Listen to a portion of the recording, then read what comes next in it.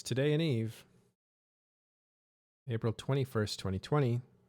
I'm Matterall, here with my friend Caleb. Hey guys. We're going to go through some of the stuff going on in EVE Online and also just have a discussion as it comes up.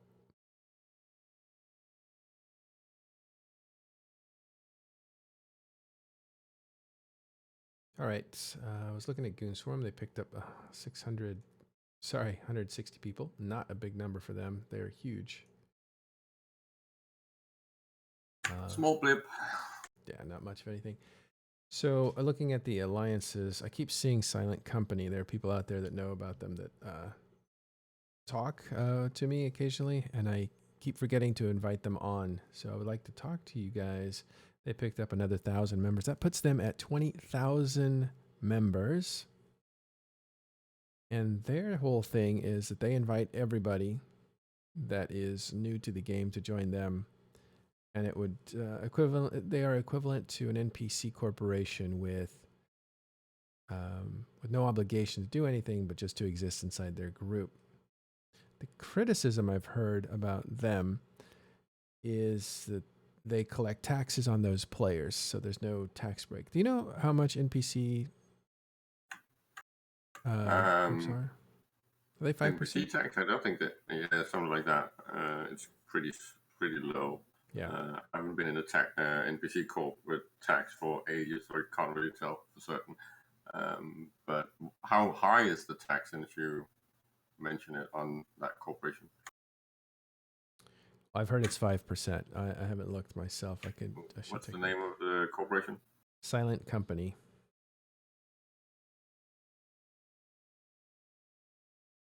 Might as well use that nice new search feature, Shift S, which is like instant. Oh, I've got to get the game up and running on here so that I can show in-game stuff. It ends up distorting our. Maybe I can. Let's try it. But let's say it's 5% because I think that's what it is. It makes sense because you really want to match NPCs. You don't want to go higher than them. And here's why. When a person joins the game, it used to be that there was... Well, let me take that back. I don't remember what the tax rate was for joining a corporation, an NPC corporation. I think it was 0. And when you joined a player corporation, the CEO of that corporation, who was a fellow player, could say that we are going to have 1 to 10% tax, or actually 1 to 100% tax, which means that if you go out and you kill some NPC characters and you get some bounty rewards, which are ISK, payment basically, that they would take a portion of that in taxes. So for a long time, people would just stay in NPC corporations because there were no taxes and they could go and run missions and do some ratting and all this other stuff and make some money, and there wouldn't be any taxes taken out. And so people didn't want to leave NPC groups. So the CEOs complained that, why would anybody leave a tax-free haven to join our group? So you need to incentivize them to leave those groups. And so they raised the tax to, I believe, 5%. These groups, this alliance doesn't look like it's got that much of any taxation. Maybe in some of the corporations, but I've just been looking and they're 0 and 1%. So. I think tax is handled on a corporate level, not an alliance level, if I'm not mistaken. I'm really talking out of my element. Yeah, I'm looking at the actual corps, and it's 0.1% and 1% for the ones I've looked at up till now. So I doubt that, unless they have some specific feeder corp with a high tax that I haven't noticed yet. Yeah. Well, I'm going off memory. I haven't looked into taxation because I haven't built a corporation in a long time. And this has changed since I remember it. So that's why I'm a little out of my element. Okay. They have one here. It's Francois. Russian Academy. The Russian Academy Corp has 10% tax and 2,300 members. Maybe it's something like that. But I don't think 10% is that bad, to be honest, for a newbie corporation. I think it's kind of fair. Well, the idea is that that a group will collect thousands of members, and as they go out and do things, they may not even know that they're losing some money to their corporation in taxes, and that enriches the CEOs. Now, whether they return the money to players in the form of programs or reimbursements or buyback programs or ship replacement programs that help the corporation, I don't know. But that is a taxation on the members of a corporation. And if there are a bunch of new players, they may not know the difference between a high tax and a low tax. In this situation is a group that is huge in high sec. Is it possible that they are raking in a bunch of money off players that don't know? Nah, Okay. doubtful. Because people that actually have a decent income level will start considering something like this. You don't reach income levels that really makes a difference whether or not you're paying 5 or 10%. I don't think it's unfair at all, because just all the hassle of actually managing groups of that size, you need some money to actually be able to do that, whether you have big programs or not. And as soon as someone is in an income bracket where they might care, they might be moving out of groups like that anyways. So I don't really see that as a problem. I actually spoke to the guy that runs that corp, and he says they make about 10 million a day. 10 million taxes. a day? Yep, it's not much at all. Yeah, that's not much. Runs, you said corporation. We're talking about an alliance. What's the difference there? Yeah, the actual main primary corporation in that alliance is what he runs. And he's the founder of the alliance, if we're talking about the Silent Code. Yeah, and as far as I know, you can't really do a or alliance-based taxation, Yeah. right? Yeah, I don't think so. You can that's tax not a structures. mechanic. You can tax structures, but you can't really tax. And even that is still the owner. It's still the corporation owner that can do taxes and shit on structures. You can't do it on an alliance level, as far as I know. Right. It all goes back to corporations. Okay, well, we'll keep an eye on Silent Company. They're 20,000 people big. Last time we checked on them, which was about 3 weeks ago, they were 1,200. So they've picked up 8,000 members. You can see that giant leap. Oh, it looks like they picked up corporations. They went from 10 corporations to 22 corporations, it looks like. And they went from 12, well, actually, on March 16th, which was 2 weeks ago. So maybe we first looked at them at the beginning of March. So we're probably talking about almost 2 months. They went from 11 or 12,000 to now 20,000. So they're growing. Theoretical question. Yeah. Does Dotland actually have the ability to pull NPC corporations and their sizes? I don't think it's built that way. Let's see, NPC. Pretty sure you can. I mean, I don't know about Dotland, but I know that you can look that up. It's just because we were talking the other day, or actually yesterday, about all of these new players coming in, the fact that we've been growing a lot on the PCU recently. And I think it was Aria that asked, where are those people actually going? And we really have no easy way of figuring that out. Well, you do have an NPC page here under alliances and corporations, but it's giving you information that a player would want, like stations, the number of stations that are owned, the number of systems, and the number of agents, but it doesn't have the population of the NPC groups that players belong to. That would actually be useful information. I think so too. Actually, we have a lot to talk about in terms of the game overall. Let me get through some of this stuff real quick, and then we'll come back to that article that you pointed out, Caleb, talking about the population of EVE Online. And also we'll point out Noisy Gamer highlighted that EVE Online PCU, which is the player concurrent units, meaning basically how many players are playing at the exact same time and when that peaks. And it peaked at 40,000. So you had 40,000 people in EVE Online recently, and haven't seen that in about 3 years. December 2017, I believe, was the last time it peaked that high. So, yeah, that was a bit of an outlier, right? So you can actually look up on EveWho, you can look up the individual NPC corps and see how many members they have. Let's have a look. It's on Dotland as well. If you just type in the name of the corporation, it pulls it up. That makes sense. The base tax rate is 11%, by the way. Oh my gosh, it's up from 5% then. It's been 11%, to be fair, as long as I remember, which is earliest I remember is about 2013. Yep. Yeah, this is very easily viewable. Like you just evemaps.dotland.net/npc/percone, for instance. Percone? Yeah, so that's one. Brudor is another, Yeah, Percone. There's quite a lot of them. There are a good Oh, number. look at that, members. But this is wrong. Because this has membership at 176,000.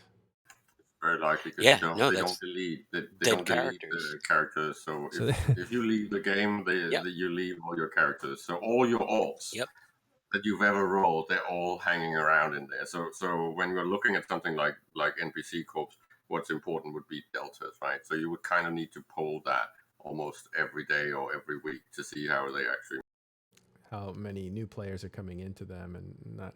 This cracks me up though. 176,000. That's a big corporation. Dwarfs everything else.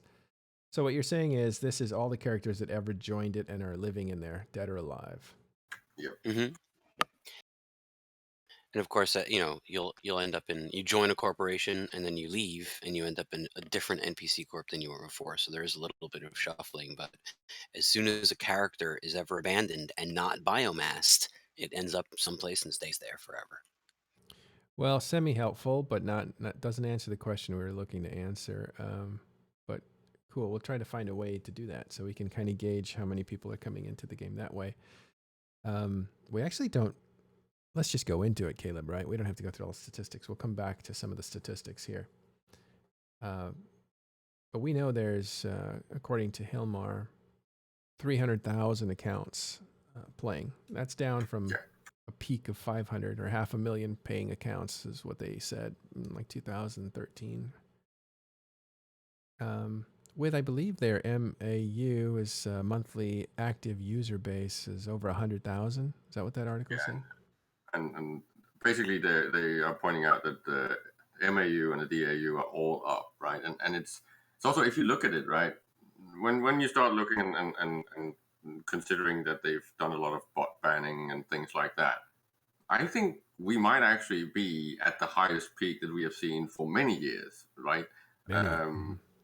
Like, I think you need to go all the way back to like 2012 or something like that to get the equivalent numbers that we have now, because you've seen some of the bot bans, right? And that really crashed the PCU, right?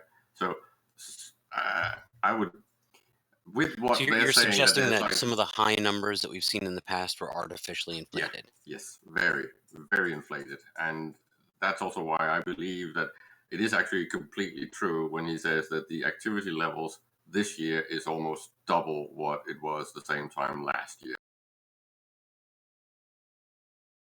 Right. So this article is from VentureBeat, and it is by Dean Takahashi.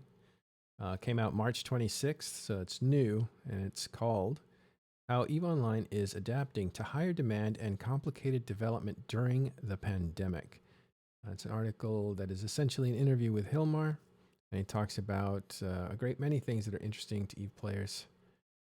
But some of the stuff that was really new was, he really kind of released some information here, how many subscribers there were, how many players there were per month, but also he let out a feature, which is they're going to put trading on phones, on mobile phones. Meryl, do you remember when we had Unholy Rage that pretty much yanked like a ton of bots out of the game? Wasn't that around 14-ish? I think it was earlier than that. Let's see.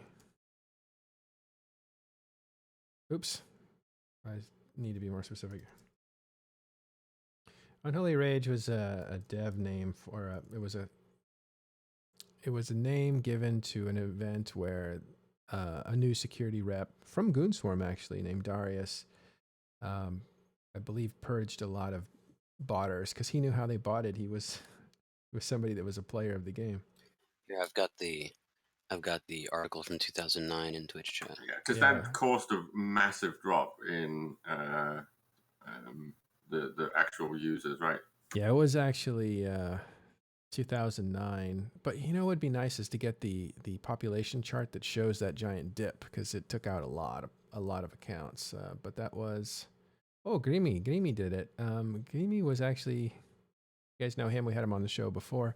He was actually the guitarist and one of the songwriters for Permaband.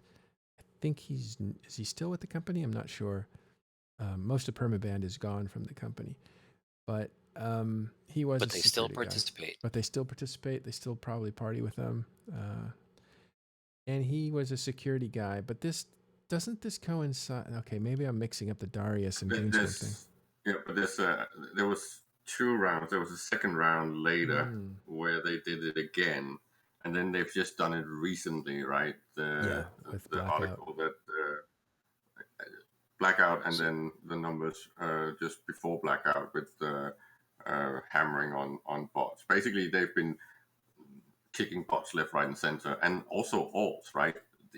I think there's a lot of loss in active alts being locked into the game now compared to just prior to Blackout. So I think it's a lot more living, warm-blooded hands in the game now than we've seen in a long time.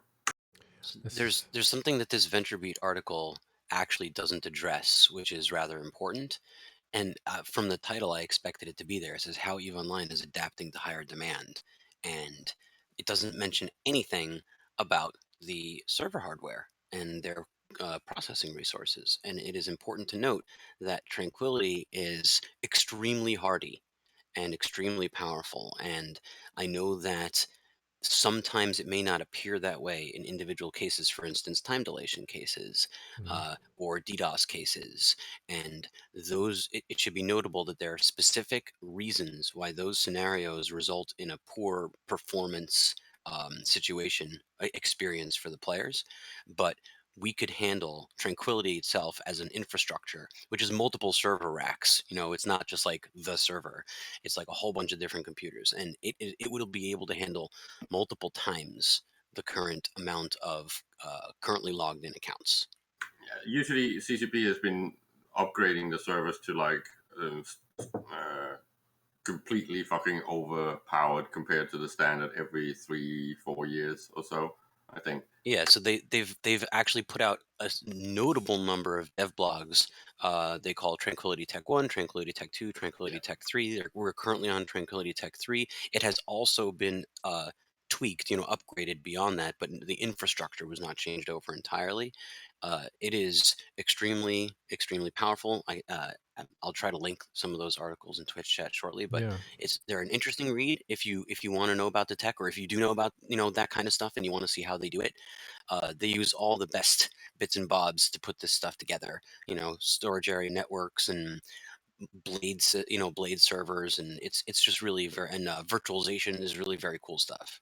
When was the last one, Fonzo? Can you tell? A couple years back. I'll look it up. Because I think we might be about to potentially see a new round. No upgrades. Like there's no upgrades needed. We are so far ahead of the curve. It's incredible. Yeah, like notice we haven't suffered things like rubber banding or bone crushing lag.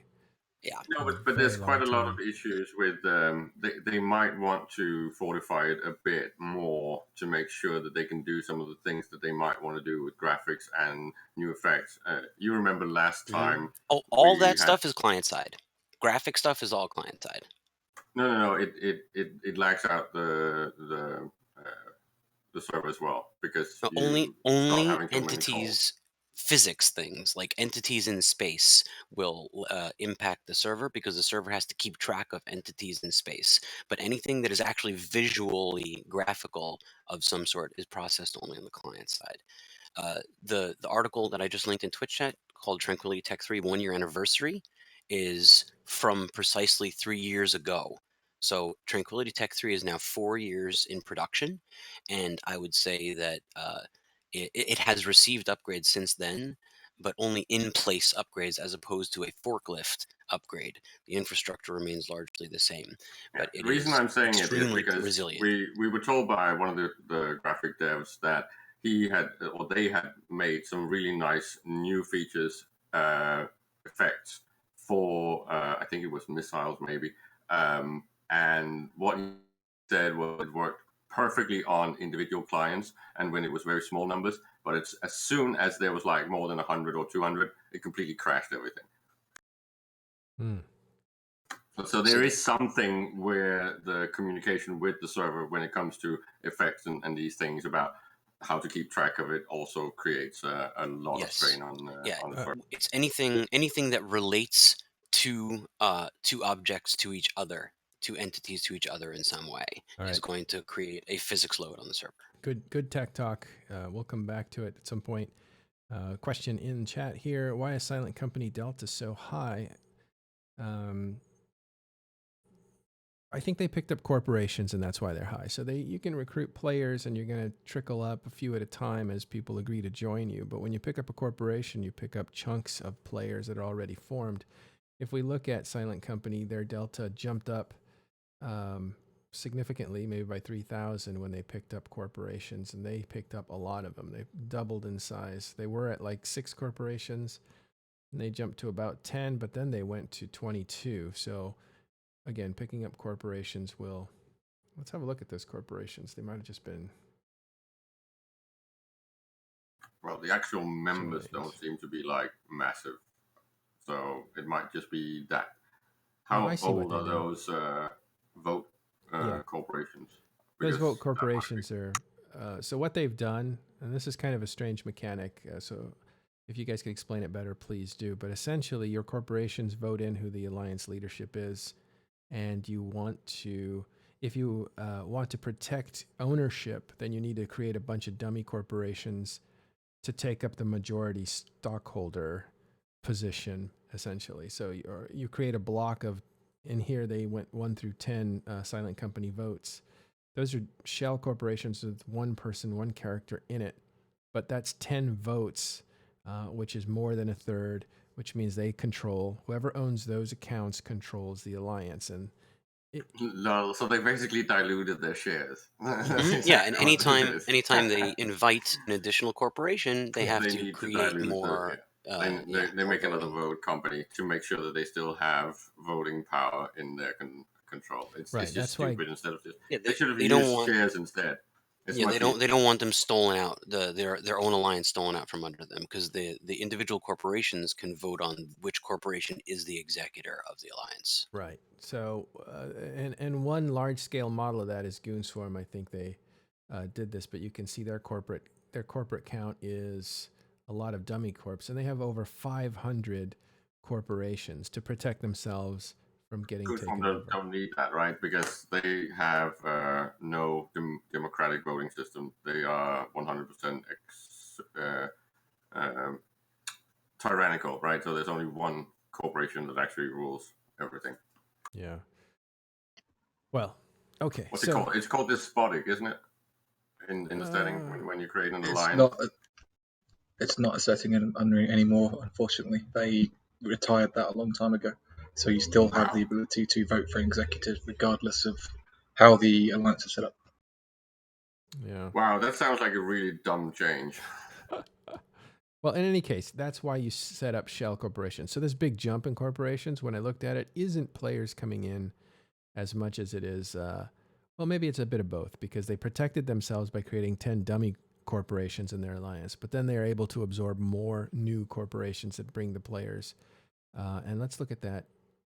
If we look at their corporations, we can sort by when they joined. Some of that will be returning corporations after they got hit by that exploit that allowed them to get war decked, and they had to shutter many of the corps to. Right. But yeah, it looks like they absorbed a new one with 110 members, but the majority of the members are coming in through. Looks like they picked up a new Russian group that has about 2,000. Two groups together with about 3,000. That's your people jump right there.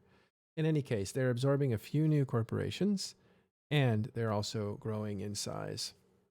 They're an NPC equivalent. So they are players who formed an open corporation anybody can join that's new to the game or in high sec or just wants to be in a group with a lot of people in it that doesn't have any demands on them. I'm pretty sure that's what they are.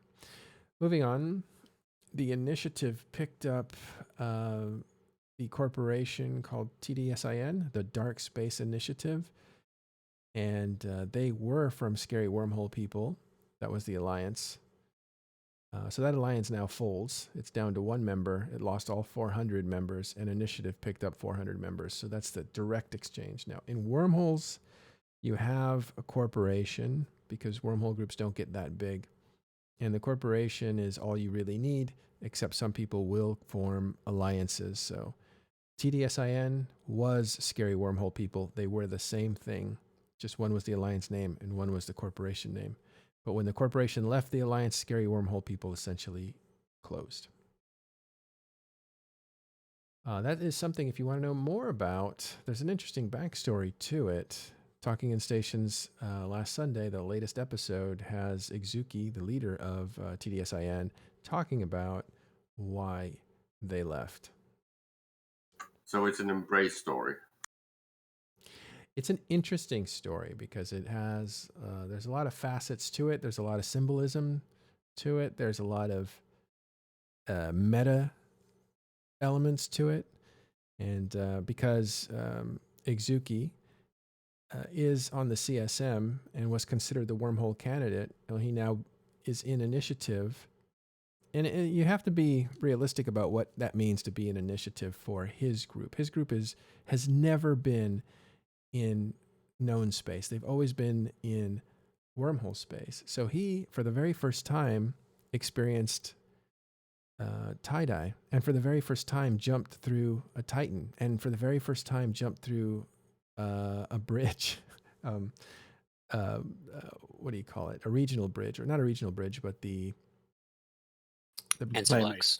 Yes, Oh, the player made bridge, basically, that you build in your empire. He hasn't done any of these things, and he's been playing for over 10 years because he's always been in wormhole space. So this is the first time he's surfaced to belong to a group that was doing something other than wormholes.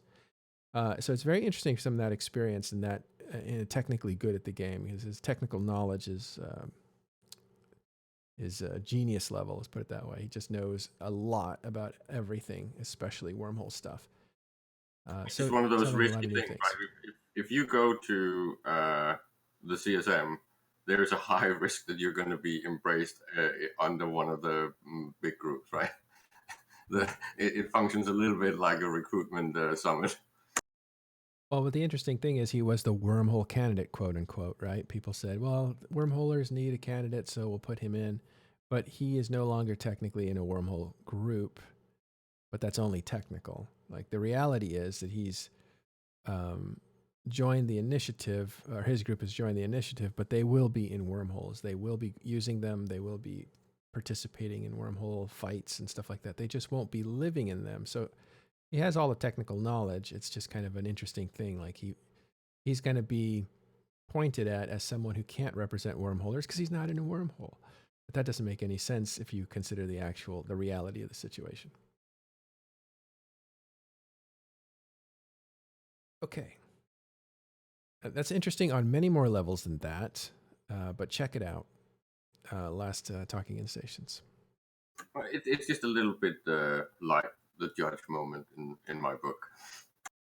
Why is that?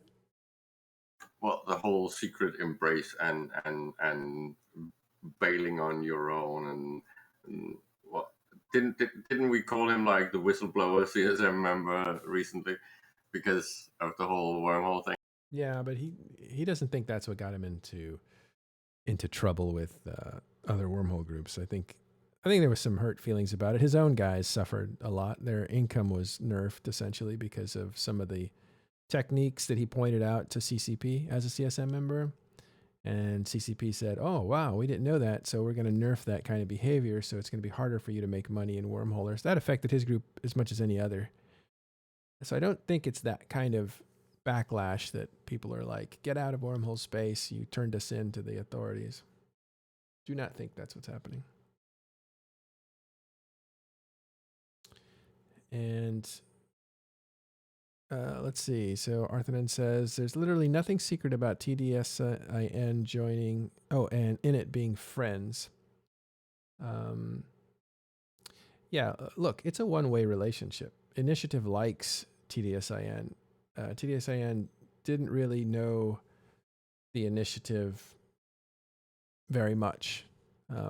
They started to become more acquainted with one another when the initiative decided they were going to help wormholers get their representative on the CSM. And so they put a lot of weight behind Exuki, as did Talking in Stations. We put him as number 2. Well, there was no Talking in Stations list, but I put him as my number 2, behind me, of course, for the CSM election last year.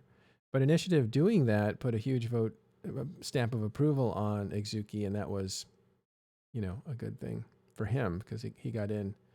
He got in pretty well, but he needed that help from Initiative. Okay. So let's go to Triumvirate. Looks like it loses 179. And Pandemic Horde picked up 300. I wonder if that's a trade. I'm just speculating. Always go look at corporations under an alliance. Go ahead and sort by joined. And the latest corporation was Special Assault Unit. And that was on the 21st. So, yeah, that's 21st. And this is a 7-day rolling average. So there's probably these two groups here. Or people that joined other, like players that actually joined a corporation will increase the numbers of the alliance. And you won't see that on here. You only see new groups joining, new corporations joining. So where are these guys from? Let's have a look at where they're from. This is how I drill down. Yeah, Triumvirate, but that was a long time ago. No, that's recently. Nope, that was a long time ago. No, it's recently. That's when they joined Triumvirate, but they now joined Pandemic Horde. So the point is, that was a quick little demonstration of how you figure out who's moving where. And that was a corporation that moved from Triumvirate over to Pandemic Horde. So Triumvirate loses, say, 179 here, and Horde picks up 300. That's part of that exchange. Okay, I don't see other stuff, people moving around, but it's kind of small. I think the big news there was Silent Company up to 20,000 in high sec. Let's move on.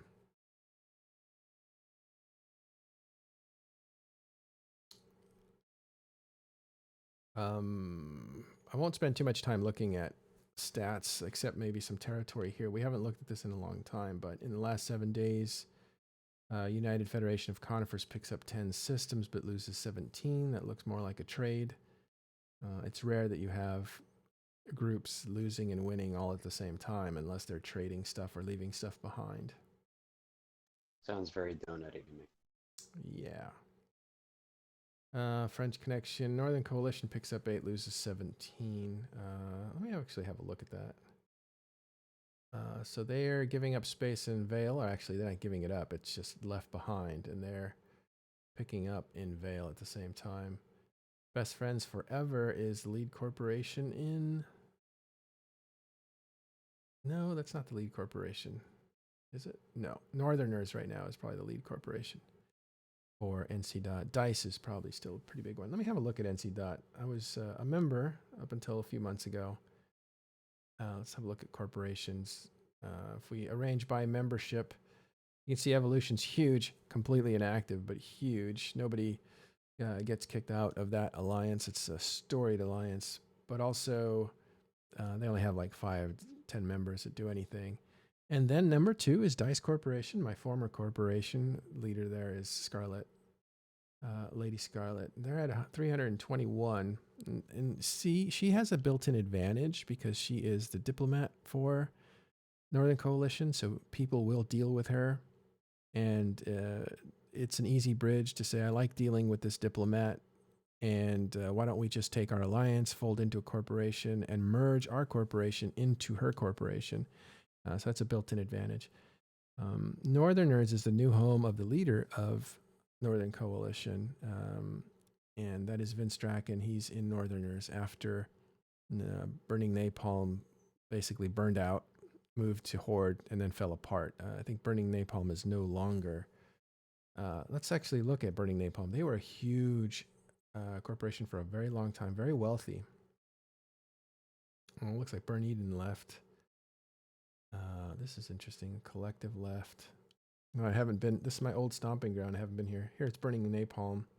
Let's have a look at them. Down to 43 members. That's basically just residual characters left there by players who aren't playing anymore. You can see their trajectory down from 300. Those are active players all the way down to like just 40. So Burning Napalm smell, in other words, out of commission. They might light up again at some other point, but they couldn't save themselves by moving to Horde. Kind of sad, actually. These guys were a powerhouse.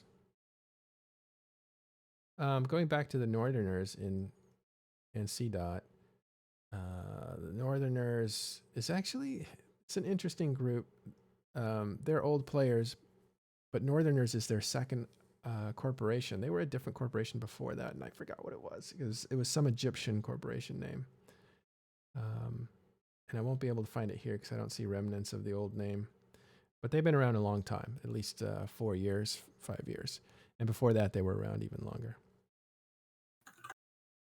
Yeah, so what happened to Smell in when they moved to Horde? What happens is a corporation will get inactive for whatever reason, even as big as Smell was, because Smell had the most amount of Titans, had all the FCs, and was the big corporation NC Dot about 3 years ago. I think the name of the corp you were looking for was in the description of Northern. Did I miss it?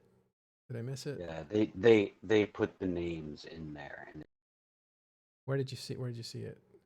Yes, ANKO. the Ankh and Enterprise Estonia. These two groups merged up. Both those groups were really old. Actually, let's take a look at Enterprise Estonia. Oh, no, they're gone. How about the Anku? They're gone too. Well, those are links. I'm curious about this, if you guys will indulge me. I'm just going to take this trip real quick to see. Where'd it go?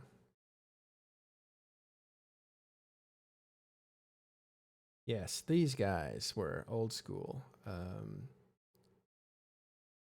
And they are closed. You can see that. Recruitment closed because they are closed. But these guys were around a very long time. Where's their form date? It doesn't really have their form date. But if we look at alliances, yeah, they were all up and through. You can see they joined renting alliances at the end there, but Northern Coalition 2012. So yeah, they were old there. They were in Raiden. That's it. And Raiden was right after Bob. So anyway, so they've been on that side of it for a long time. Then they reformed into the Northerners, and that's where, and that's the CEO, Rips Forever. He's been a long time NC guy, basically. Okay, that's a little too indulgent. I'm getting into NC dot. I'll do that on my own dime. What do you guys want to talk about? Yeah. Well, we were about to hand you a machete because you were going into the weeds. Well, I mean, and then Spot has just been cluttering up chat with very controversial stuff about beef. Okay, I'm not going into that. But let's leave that one. What that was, what I just showed you there is how a Curious Eve player will go into use this tool Dotland to find basically the genealogy or the heritage of certain players, certain groups, to try to understand them more. Like if they're coming from this background, then I understand where they're coming from, what their references are, and that's kind of high levels stuff that most players don't need to do if they just want to play the game. But it is critical to be able to do that if you want to talk about the game in an informed way. So now that the Guristas hunt is over and Surgical Strike has been deployed and people have begun to adjust, some of them already have, some people have adjusted, but I think that we can now start to look forward to the kind of content that we're going to see afterwards. And there's a couple of specific things that come to mind. One is the fact that the entire namesake of this squadron is Eclipse. This is the conclusion of the invasion story, Chapter 3. In addition to that, we saw that we can expect to see a brand new structure, a brand new ship, and a brand new weapon system. The verge of seeing these things being added now that Surgical Strike and the Hunt have now been deployed and done. Yeah, I was talking with a few friends and feeling really lost with this new Eclipse because there's so much balance in it. And I can see some of the ramifications, but I honestly, it's not my wheelhouse to be theory crafting what this means for certain fits and how they'll work and who's going to use them. You're thinking surgical strike. Yeah, that's mostly, right? Surgical Strike. Yeah, that's Surgical Strike, and that's done. That's deployed. It's out there. It's in the world. I think that maybe we'll revisit the content changes and the PvP changes, maybe in a couple of weeks or a month, and we'll see where people are. But next up, and we don't know what order this is going to happen in, but next up is Invasion Chapter 3. New structure, new ship, new weapon system. Those are the next things that we're going to be seeing in some order. Yeah, Right. and I do think that we need to address the fact that Rise was mentioning that structure changes announcement, at least, was about to hit very soon when he was being interviewed by Pando. I don't think he would have said very soon if it was like a month from now. So I would not be surprised if we get something this week or at least next week. Mm-hmm. Sorry, I missed the headline. I missed the headline there.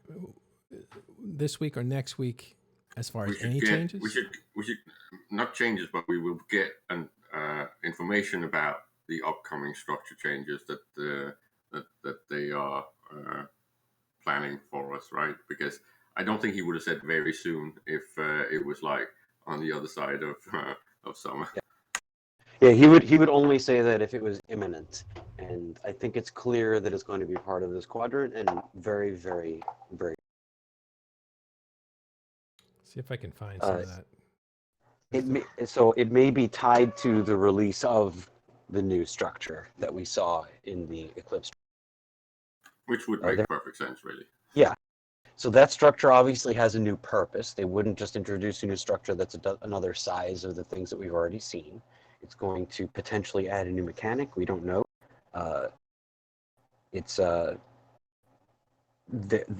believe it was Goodfella and Rattati I saw interviewed in more than one place who were talking about a small iterative change that will involve asset safety, which we saw the words asset safety in the dev blog. So it's possible that a change to asset safety may be tied in to this new structure, or at least the timing of it in some way. Mm-hmm. This is all speculation on my part, of course. See if I can back into that. There it is. This is the establishing shot for it. That structure looks like a Disney castle. It's gargantuan and beautiful. My God, it's beautiful. We don't know what it is. Did somebody say it looked like a conceptual drawing that was made for something else? What was it?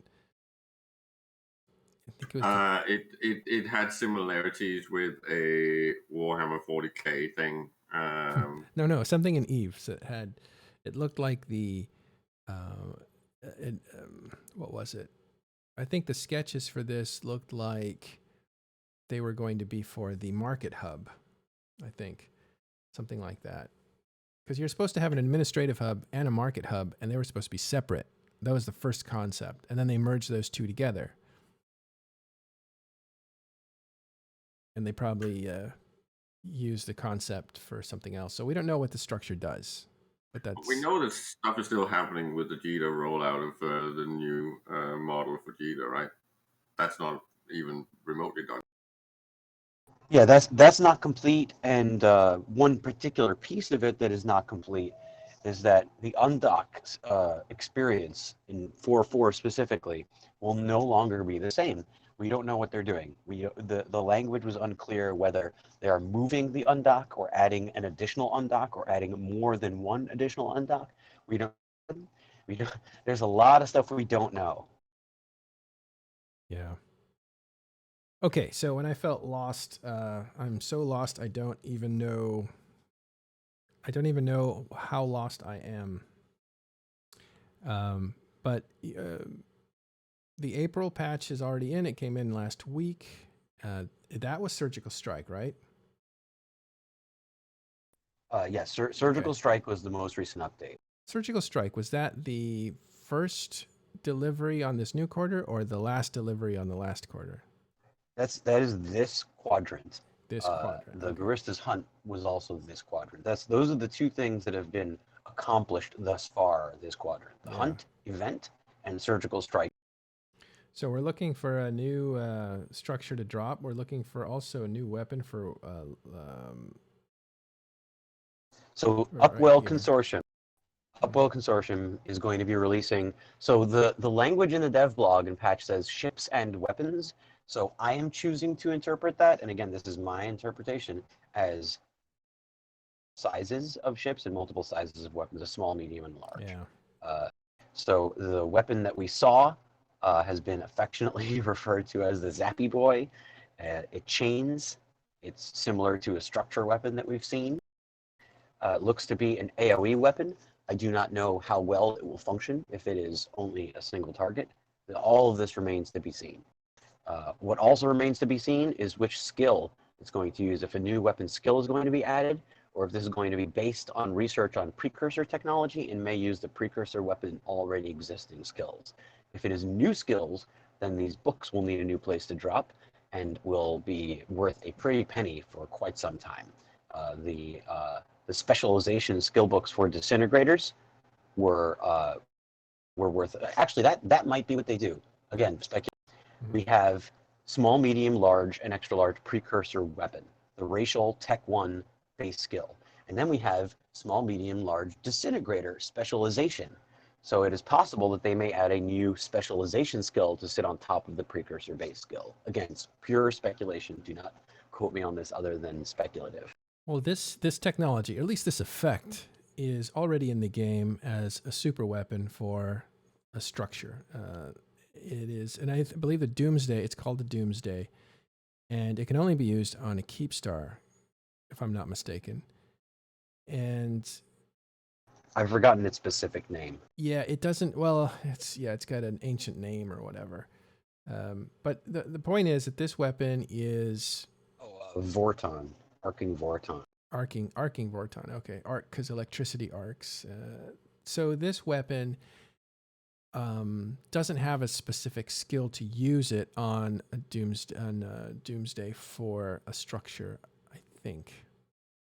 Because I've used this weapon on a Keep Star when Goons Form was attacking my Keep Star twice, and I don't remember what that character was skilled up for. I think it was just home defense kind of a skill, like a general skill, and that allowed you to use that.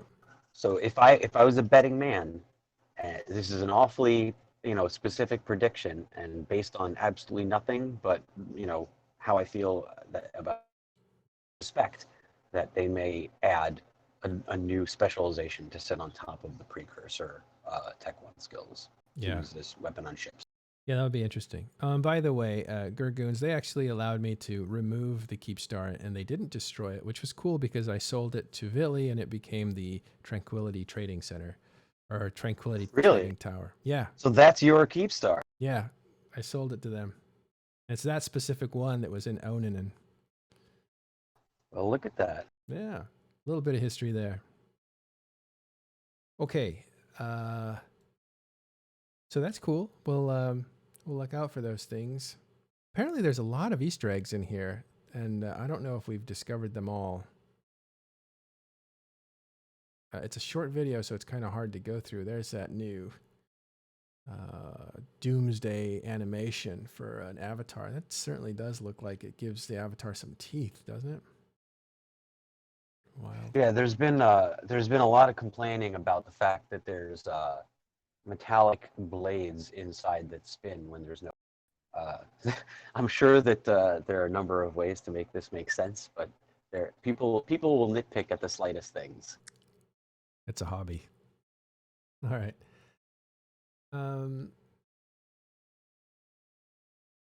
Anything else you guys want to talk about? I got to wrap up pretty soon, but I didn't go through all the stuff. I'll start practicing to go through that stuff quicker at the beginning, and there's one quick update that I mentioned to you. Yeah, go ahead. There has been an undocumented change to Abyssal Dead Space, which is actually rather interesting, and may have some predictions associated with it. Wait, let me stop you right there. Let me stop you sure. right there, because this came up earlier with a question from Chubby Man 69, who's hanging out in here with us, new player, well, about a year and a half. His question was, because he saw it in the minutes that CCP Rise, one of the devs, told the CSM, we're still trying to figure out the balance between telling you when something changes in the patch notes and when not to tell you something changes in the patch notes. And that was a question that came up. Is it true that CCP puts out changes that are not in the patch notes? Yes, they will absolutely put things in that they do not tell us about. They will put things in that they will refer to. They do not describe every single mechanic of every single thing that they put in. There's a level of information that is, this is a matter both of practicality in terms of them, writing these notes and giving and taking the time to document this all out. And there's also an element of storytelling and surprise. They want to give us presents, and they want us to unwrap them and be happy about them. They want to tell a story. So these factors come together into them having to calibrate precisely what they do and do not tell us. Practicality and storytelling. So one particular change that I have noted that was not in the patch notes was that as of now, all three types of extra large disintegrator ammunition blueprints, this is the ammunition that is used for the Triglavian Dreadnought, the Zernitra, all three, the Meson, Tetrion, and Baryon XL exotic plasma blueprint copies will now drop in Abyssal Dead Space. This has been confirmed. This was confirmed as an intentional change that was not documented. So now that is what is confirmed and real. My speculation on this could potentially be, it's one of two things. Either they did this because they needed to add an additional source for these items, because until this point, the only source for these items, these blueprints, was the Observatory Flashpoint top tier invasion, Triglavian invasion dungeon, which is extremely tough. It's the toughest of all the invasion content that's available right now, and the ammo is consumable, whereas the ships are, arguably consumable, but certainly less.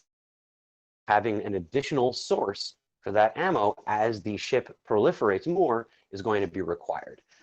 The second reason why they might be doing this, and this is, again, speculation, story that is told in the Observatory Flashpoint site no longer fits into the invasion story. We are now in Chapter 3. That was a Chapter 2 event. That was a Chapter 2 story that was being told. And now that we're in Chapter 3, we are beyond that. That particular fight is over. And I predict that this site will be removed and replaced with something else. They've done this before. In the changeover from Chapter 1 to Chapter 2. The top tier site was called the World Ark Proving Grounds, where we met the Zordash World Ark. That site was removed at the end of Chapter 1 and replaced with the Observatory Flashpoint for Chapter 2. So there's a precedent, I believe very strongly, that very soon we will see the removal of the Observatory Flashpoint and the replacement with a brand new combat dungeon. Ooh, interesting. Which would necessitate the moving. So if this is in fact removed, they're not removing Zernitra, we're going to need a new place to get the stuff. This may be in preparation for that. Or it could be a combination of those two things, both proliferation and the site is going. Awesome. All right. If there is nothing else, we will wrap up today. We'll be back tomorrow. We'll try to make these daily again. I think they've been missed. That's what I hear. So we'll be happy to bring you daily content from EVE Online. As long as we can get people here to show up like Fonsway and Caleb and other guys and give us some good information, it's worth doing. But for now, that's all that we have. We will see you tomorrow. Thanks, guys, for coming around. Thanks for having us, Matterall. Now let's find a raid. Torvald's up. Torvald's always good. Yep. Torvald's a crowd. Love it. Oh, mustache. Can't help it. He's in the Air Force. You know what, though? Pando's on too. I'm going to go to Pando. We go to Torvald a lot. We'll go to Pando. All right. Well, if you guys want to see Torvald, you know where to find him. Yes, definitely. All right. So take care. Enjoy. What about And we'll see you Bjorn? next time. Bjorn too. They're all good. They're all good. Find your own way, but we'll just shoot you over to Pando this time, since he's kind of got a lot going with the kinds of topics we hit. But we're gonna diversify it and send it to different people, different times. Okay, here we go. You did kind of owe Bjorn B one, right? Didn't you? Oh, I totally did. It's true. We do owe Bjorn a raid. Yeah, we owe him a few. He's said such a nice thing. We clipped it so good. But it's what these shows are all about, is giving people some connection to Eve when they need it most. All right, we'll see you tomorrow.